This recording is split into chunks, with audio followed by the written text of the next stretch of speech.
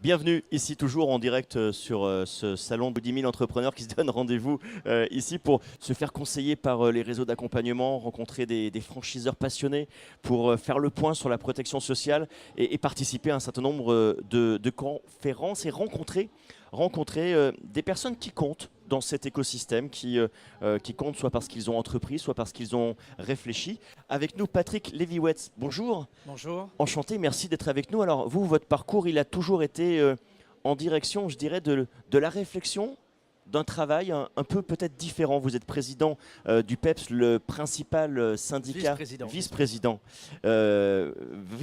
du principal syndicat de portage salarial. On expliquera après plus précisément de quoi il s'agit. Vous êtes président par contre du groupe Freeland, une nouvelle marque qui inclut justement dans ses activités ITG, leader français du portage salarial.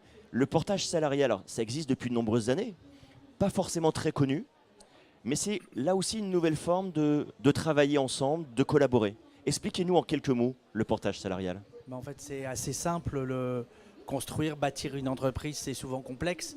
Et avant de se lancer définitivement, mais aussi parce qu'on a envie d'être indépendant sans avoir la machine administrative qui se met en mouvement, ou encore parce qu'on souhaite avoir une protection sociale importante, on choisit de se mettre en portage salarial, ça retransforme des honoraires en salaire et on accompagne la personne dans son développement de l'activité. C'est-à-dire que c'est une structure qui, en gros, je vais moi travailler, je vais présenter une émission, c'est vous qui allez faire la facture à mon client et vous allez transformer cela pour moi en salaire, je vais devenir salarié quelque part de votre entreprise. Oui, mais je reste indépendant. Oui, absolument, c'est l'ensemble et puis il y a surtout énormément de services derrière, d'accompagnement, de soutien, d'accompagnement et d'aide. Parce que trouver une mission, deux missions, souvent c'est assez simple. On se lance parce qu'on a une mission.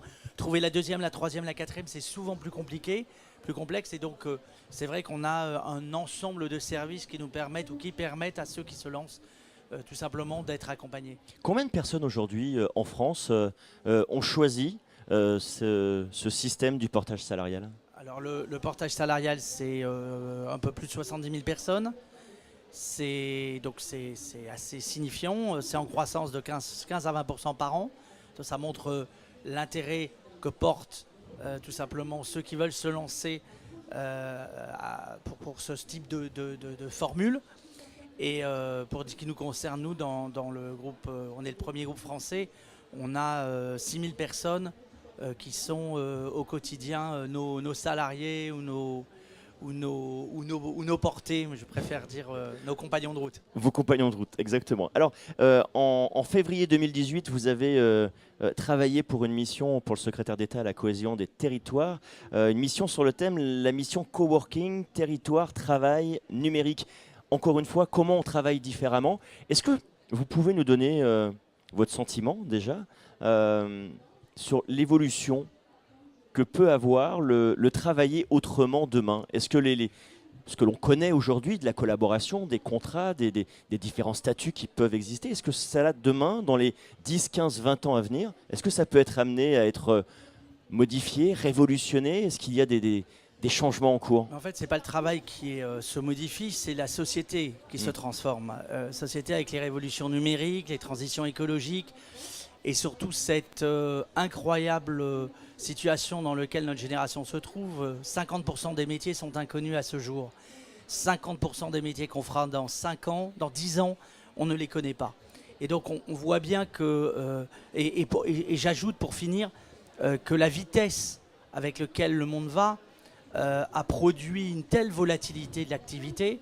C'est-à-dire qu'une entreprise, il y a 40 ans, elle durait en moyenne 70 ans.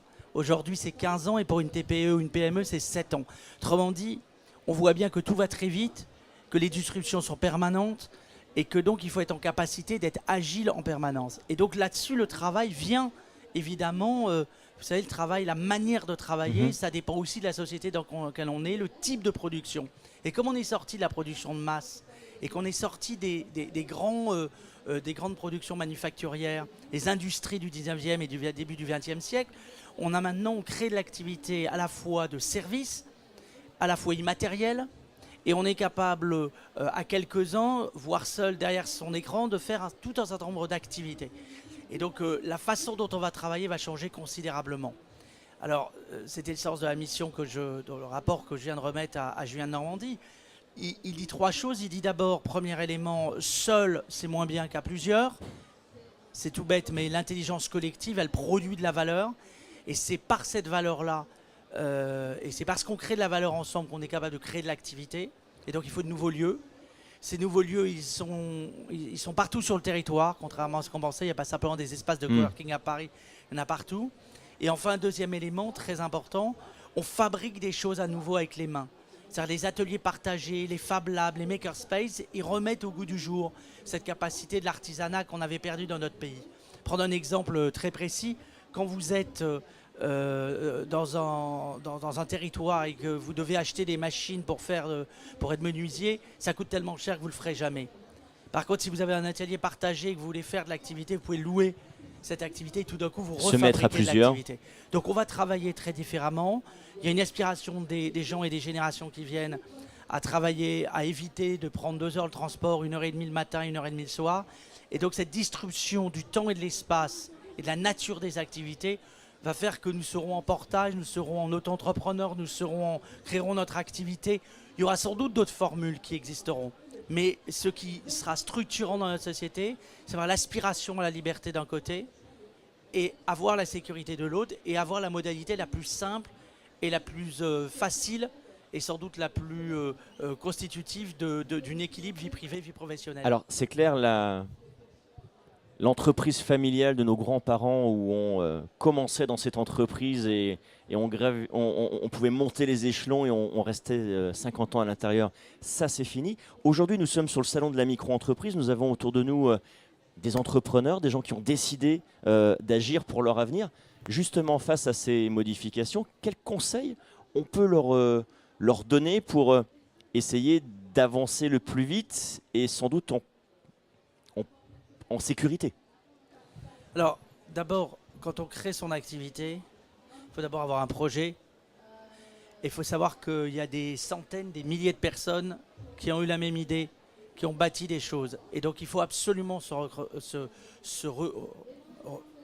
reconnaître et se retrouver quelque part. Et donc, il faut absolument, quand on crée une activité, rencontrer d'autres entrepreneurs, rencontrer d'autres personnes qui créent de l'activité, parce que c'est ce qui fait qu'on ira beaucoup plus vite. Ce que vous avez connu comme difficulté, vous pouvez en faire bénéficier celui qui arrive après. Et donc ça, c'est très important. La deuxième, c'est que pour être en sécurité, d'abord la première question, c'est comment je fais mon chiffre d'affaires. Être en entreprise, c'est d'abord faire du chiffre d'affaires. Et ensuite, la question de la sécurité, elle dépend de votre volonté à vous. Vous pouvez ne pas avoir envie de sécurité à un moment donné et en avoir à un autre moment. Et donc le statut que vous allez choisir déterminera la nature de la sécurité ou la nature du service qu'on va vous produire pour vous éviter à la fois de gérer votre administratif, c'est le cas du portage salarial, mais aussi d'avoir la protection sociale, c'est le cas du portage. Mais vous avez d'autres natures d'activités, vous en avez qui veulent créer des entreprises et c'est formidable parce que certaines grossiront, grandiront et donc embaucheront. Mais c'est évidemment, chacun a sa propre limite et sa propre sensation par rapport à ça. Et il faut être capable de comprendre ce qui nous convient le mieux.